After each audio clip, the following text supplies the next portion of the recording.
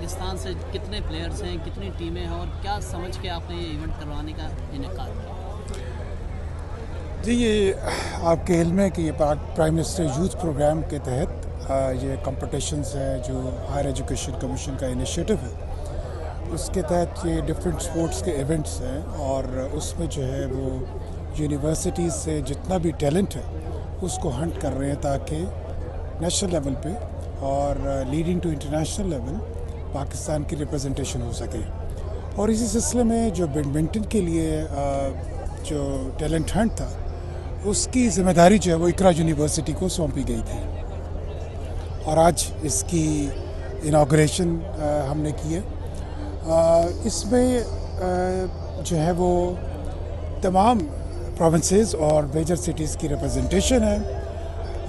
हमारे पास तकरीबन 400 एथलीट्स और स्पोर्ट्समैन जो है वो आए हैं और अगले 3 से 4 दिन ये कंपटीशन जारी रहेंगे और इसकी फाइनलाइजेशन होगी। और इसके तहत जैसे मैंने मकसद इसका जो है वो पहले अर्ज़ किया कि इसका मकसद ये है कि हम यूनिवर्सिटीज़ में ज़्यादा से ज़्यादा स्पोर्ट्स को इनकरेज करें और इसके थ्रू जो टैलेंट हमारे साथ सामने आए उनको फर्दर पॉलिश करें और इंटरनेशनल रिप्रेजेंटेशन हो सके पाकिस्तान की इन स्पोर्ट्स में। इस बात से एग्री करेंगे आप, क्योंकि माजी में हमारे दौर में, आपके दौर में स्पोर्ट्स खेलों से ही, आपके स्कूल से ही, कॉलेज से ही, यूनिवर्सिटी से ही शुरू हुआ करता था, लेकिन अब इस ड्यूरेशन में जो है ना बहुत बंद होकर रह गया, खेल ही नहीं होते थे, सब ने पढ़ाई पे ज़्यादा तवज्जो थी, इसलिए खेल हमारे पीछे रह गए। जी, मैं इससे आप ने जो बात की है मैं उससे इत्तेफाक करूँगा और इसीलिए आप देखेंगे कि हमने 70 की, 60 की, 70 की, 80 की दिहाई में हमने जो है वो एशियन लेवल पे हमारी परफॉर्मेंस बहुत अच्छी रही थी और हमारे ओलंपिक्स में भी लोग पार्टिसिपेट करते थे। और उसके बाद जो है वो ऑब्वियसली हमारा नाम जो है वो स्पोर्ट्स के मैदान से काफ़ी कम हो गया।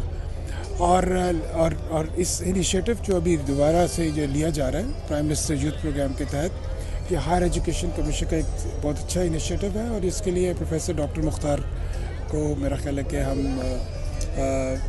ये इस काम का जो सिरा है उनको हम एक्नॉलेज करना चाहिए। उनकी पैट्रनेज से यूनिवर्सिटीज़ को काफ़ी फंडिंग मिल रही है जिसके थ्रू ये स्पोर्ट्स जो है वो इनकरेज हो रही है। Perfect sir. अच्छा सर, एक और सवाल ये बता दें कि जिस तरह अगर हम देखते हैं कि बड़ा इवेंट आप कराने जा रहे हैं, सबसे बड़े मसाइल आते हैं खासकर ऐसे इवेंट्स के अंदर खिलाड़ियों को दरपेश बहुत ज़्यादा, क्योंकि पूरे पाकिस्तान से हो रहे हैं यहाँ पर। आप समझते हैं इन खिलाड़ी को वो फैसिलिटीज़ फराहम की जाएगी? जी, इसमें HEC के जो रीजनल ऑफिस है, स्पेशली जो उनका जो स्पोर्ट्स डिवीज़न है वो बहुत क्लोजली कोलैबोरेट करता है तमाम यूनिवर्सिटीज़ के उनके साथ और वो उनकी हत्तल इम्कान कोशिश होती है कि जो लोकल एज वेल एज जो ज़्यादा इम्पोर्टेंट है जो बाहर से स्टेशन से जो स्पोर्ट्समैन आए हैं उनको वो ज़्यादा से ज़्यादा फैसिलिटेट करें। लिमिटेशंस ज़रूर होती हैं लेकिन उनकी मेरा ख्याल है कि काविशों को अप्रिशिएट करना चाहिए कि वो जितने भी आउट स्टेशन से स्पोर्ट्समैन आते हैं उनको वो बेस्ट जो है वो फैसिलिटीज़ प्रोवाइड करें। मकसद लेके मैदान में उतरे। बिल्कुल एक बहुत बड़ा इवेंट है। जैसे आपने ओपनिंग सेरेमनी में देखा कि जो है वो बहुत पूरे पाकिस्तान से एथलीट्स जो हैं, प्लेयर्स हमारे पास यहाँ पे मौजूद हैं और हमारा इवेंट भी 27 से 38 तक जो है वो इसका आगाज़ हो रहा है और पूरे पाकिस्तान से टीमें भरपूर मुकाबले करके इस लेवल पे पहुँची हैं। यानी कि पहले ट्रायल्स हुए थे इनके, उसके बाद जो है वो ट्रायल्स के बाद जो है इनकी एक प्रोविंशियल लीग हुई, प्रोविंशियल के बाद अब ये नेशनल लीग हो रही है। यानी पूरे पाकिस्तान से टीमें जो है वो बैडमिंटन यहाँ पे खेलेंगी और जो जीतेगा फिर वो पूरे जो है वो फातह करार पाएगा। तो एक बहुत बड़ा इवेंट है। जैसे आप जानते हैं कि पूरे पाकिस्तान से 20 टीम सेलेक्ट होकर यहाँ पर आई हैं, तो आपस अब देखते हैं कि इसमें कौन सबसे अच्छा जो है वो आगे पहुँचता है। फातह के लिए क्या इनाम रखा गया? फातह के लिए टोटल जो एक इनामी रकम है वो जो है वो 2,25,000 है। इसमें फर्स्ट को भी है, सेकंड को भी और थर्ड को भी मिलेगा। इसी तरीके से मैन में भी यही है और वुमेन में भी यही है। तो टोटल जो है वो 4,50,000 की जो है वो इनामी रकम रखी गई है जीतने वालों के लिए। अच्छा, ये बताइए, आपने इस तकरीब के लिए बहुत जल्दी नहीं की? अभी तक तो टीमें भी स्टेशन से पहुँची नहीं है, बल्कि वो सफ़र में ही है अभी तक। इस इवेंट के लिए काफ़ी अरसे से जो है वो हमने प्लान किया हुआ था और उनको डेट दी हुई थी और टीम्स अपने मुकर्रर वक्तों पे ही निकली। लेकिन आप जैसे देख रहे हैं कि मौसम की जो हालात हैं उसकी वजह से टीम्स लेट हो गई। जिन टीम्स को 11 बजे सुबह पहुंच जाना था वो अभी तक नहीं पहुंची। तो ये हमारा प्लान ऐसे ही था कि लोग 11 से 12 बजे तक पहुंच जाएंगे, थोड़ा रेस्ट करेंगे, इसीलिए हमने शाम में लेट इवनिंग में रखी ताकि सब पहुंच के और थोड़ा सा रेस्ट करें और उसके बाद जो है वो यहाँ पर फ्रेश होके आएँ।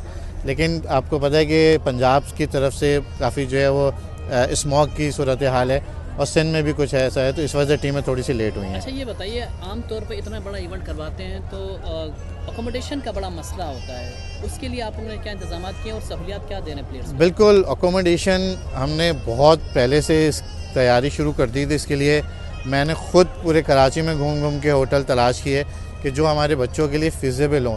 ऐसा ना हो कि वो बोलें कि हम कराची आए हैं तो हमें यहाँ ठहरा दिया, स्मेल वाले रूम में ठहरा दिया। लेकिन मैंने बहुत कोशिश करने के बाद जो बेहतर से बेहतर हमें उनकी रिहाइश की सहूलियत वाला होटल था वही मैंने जो है वो किया और वो स्टूडेंट्स वहीं पर रहेंगे। इंशाल्लाह कोई शिकायत नहीं होगी।